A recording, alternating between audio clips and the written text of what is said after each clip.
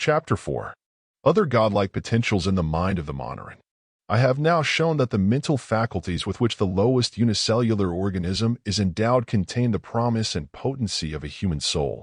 I have thus confirmed the essential hypothesis of evolution, which is that man descended from the primordial germ, and hence, hypothesis in the primordial germ resided the potentialities of manhood. In doing this, I have been careful to draw upon the acknowledged authorities on the subject of evolution for my facts, and I have given to those facts the only interpretation that can possibly confirm their fundamental hypothesis. I have also shown that the only legitimate interpretation of their facts not only confirms the theory that the potentialities of manhood reside in the primordial germ, but that the quality of mind exhibited in man's remotest earthly ancestor is essentially godlike, differing from omniscience only in degree and not in kind. It remains to inquire what other godlike powers inhere in the mind with which the Moneron is endowed. And, in doing so, let us continue the policy of ignoring all preconceived theories of causation, looking only to the facts for guidance to conclusions. The first question to be considered is, what powers might we reasonably expect to find in a being that is invested with such transcendent potentialities as science has found the Moneron to be clothed withal? We have already seen that that being is invested with the potentialities of manhood, nay, that its intelligence is godlike in kind. Now, if it is true, as Lamarck holds, and as Huxley believes, that the struggle for life within the organism lies at the bottom of all physiological changes incident to progressive development of animal life on this planet, we may reasonably expect to find evidences of the fact in the lowest unicellular organisms.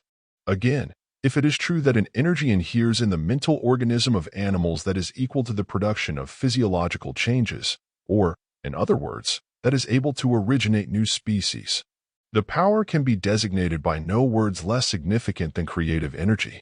Let us, then, call Professor Haeckel to the stand once more and inquire how the second stage was reached in the process of organic evolution. He says, next to the simple cytode bodies of the Monera, as the second ancestral stage in the human pedigree, as in that of all other animals, comes the simple cell, that most undifferentiated cell form, which, at the present time, still leads an independent solitary life, as the amoeba. For the first and oldest process of organic differentiation, which affected the homogeneous and structureless plasm body of the Monera, caused the separation of the latter into two different substances, an inner firmer substance, the kernel, or nucleus, and an outer, softer substance, the cell substance, or protoplasma. By this extremely important separative process, by the differentiation of the plasm into nucleus and protoplasm, the organized cell originated from the structureless cytode, the nucleated from the non-nucleated plastid. That the cells which first appeared upon the earth originated in this manner, by the differentiation of the Monera, is a conception which in the present condition of histological knowledge seems quite allowable. For we can even yet directly observe this oldest histological process of differentiation in ontogeny. Is it too much to say that here we have a key to the whole mystery with which the question of organic evolution is invested? Here is the first tangible evidence we have of the creative power of mind. And here, most certainly, is the key to the mystery that has been woven about the origin of species. For the amoeba is the first distinct species that had its origin in another and an antecedent species. Moreover, as I have before remarked, the step from the Moneron to the amoeba was the greatest single step that has ever been taken in organic history. For the difference between any organism and no organism is necessarily greater than the difference between any two successive or contiguous organisms in the phylogenetic series. Now, the question is, what was the power that produced the change from the Moneron to the amoeba, and where does it reside? For there must have been some form of energy behind so vast a change, unless, indeed, we are content to relegate the whole question to the domain of chance or of miracle. As natural selection cannot be supposed to figure in the case, we must dismiss the hypothesis of chance as untenable. As science cannot admit the hypothesis of miracle, we are compelled to look elsewhere for a solution of the problem. Now, there are two things that are self-evident in regard to the energy that lies at the bottom of the change from the Moneron to the amoeba. 1. We know that this energy exists, and 2. We know that it is moved by intelligence. That is to say, it is an intelligent force. We know that much because it constantly does that which reason would approve.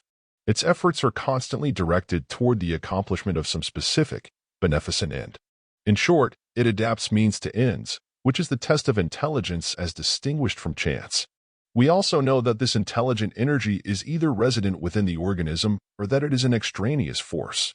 As the latter implies a miracle, we are driven to the conclusion that an intelligent, creative energy is resident within the lowest animal organism, and that this intelligent, creative energy originated the first species of animals known to science as having a physical organism. From this primordial fact we have a right, until the contrary is proven, to infer that all subsequent changes of physiological organism are brought about by the same agency.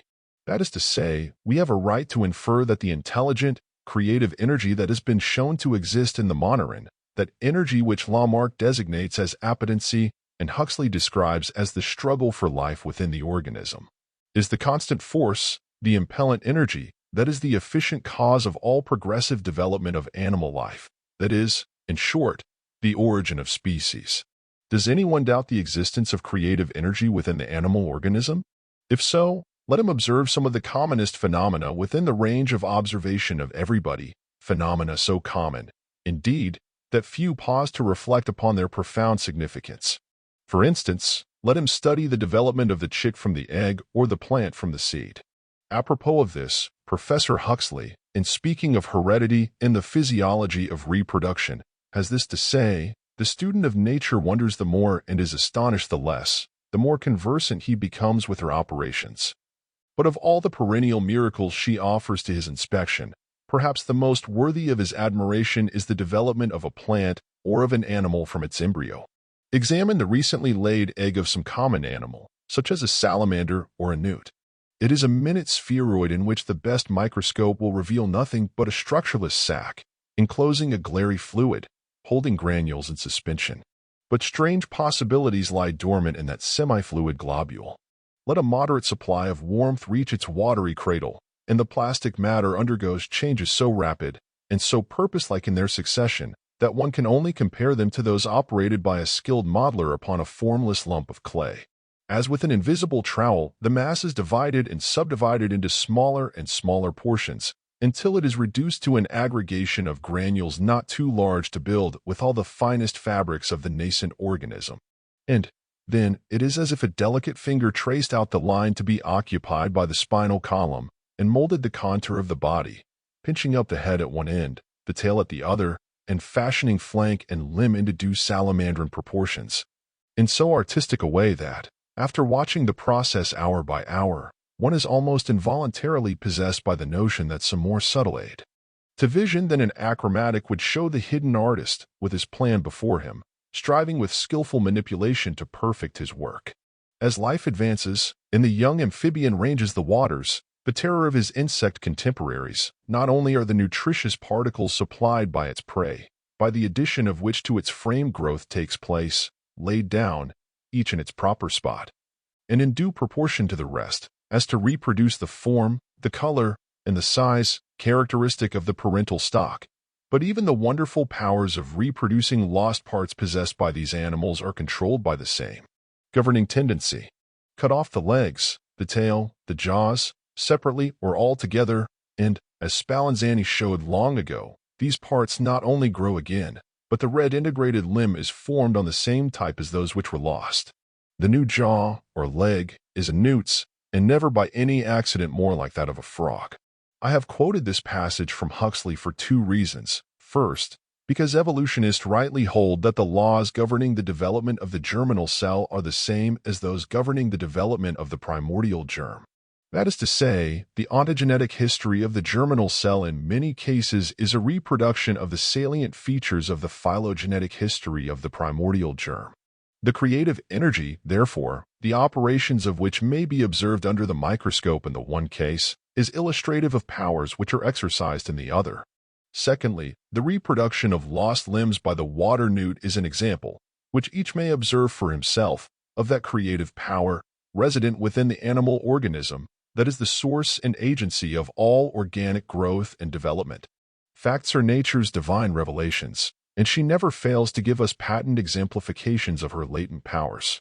I have now shown that the intelligence resident in the lowest form of animal life is of such a nature that, by extension to infinity, it could be characterized by no word but omniscience.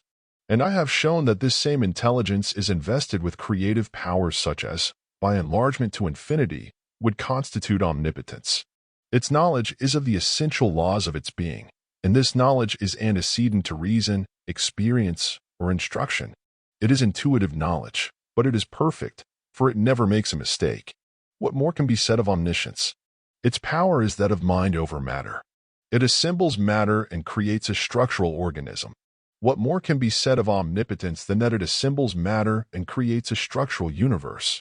Proportion to its stage of development and the limits of its environment, therefore, the mind of the Moneron is essentially godlike.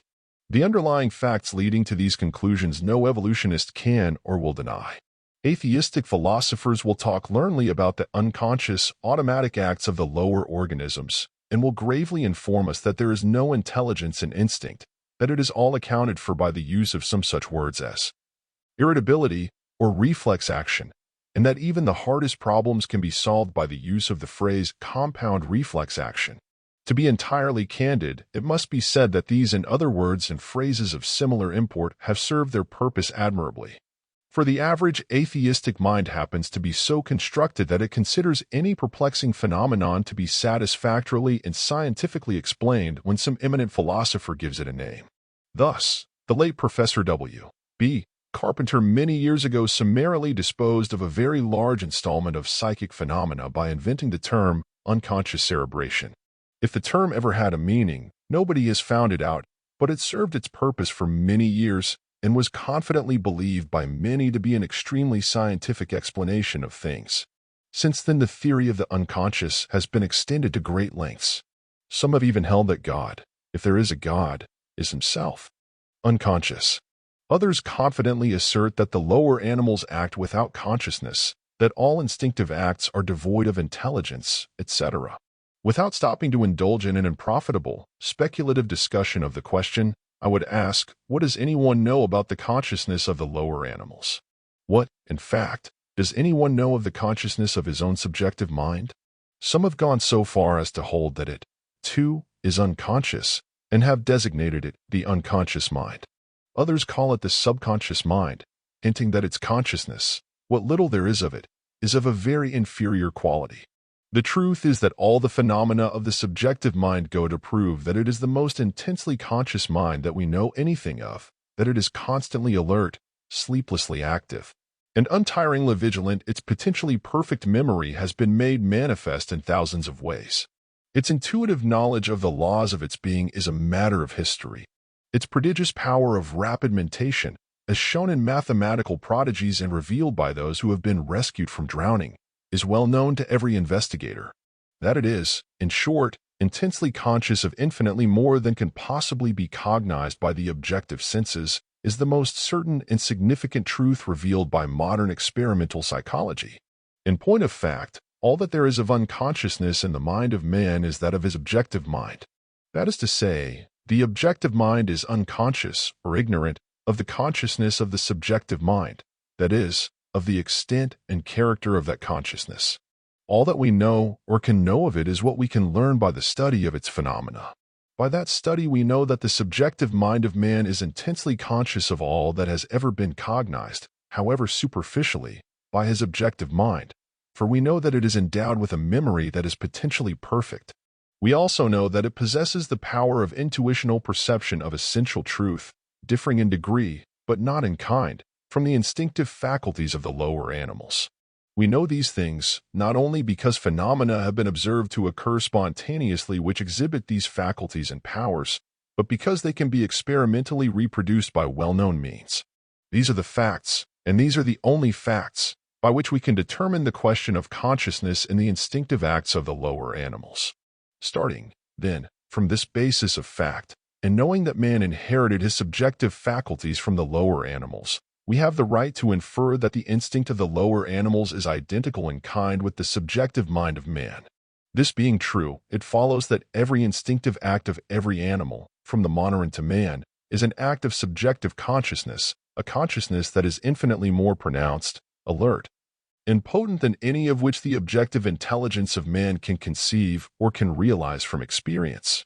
We are now prepared to realize how and why it is that the potentialities of manhood reside in the Moneron. We can now understand how and why it is that the transcendent faculties of man were inherited from the lowest animal organism. It is simply because those faculties existed, inchoate but potential, in that organism.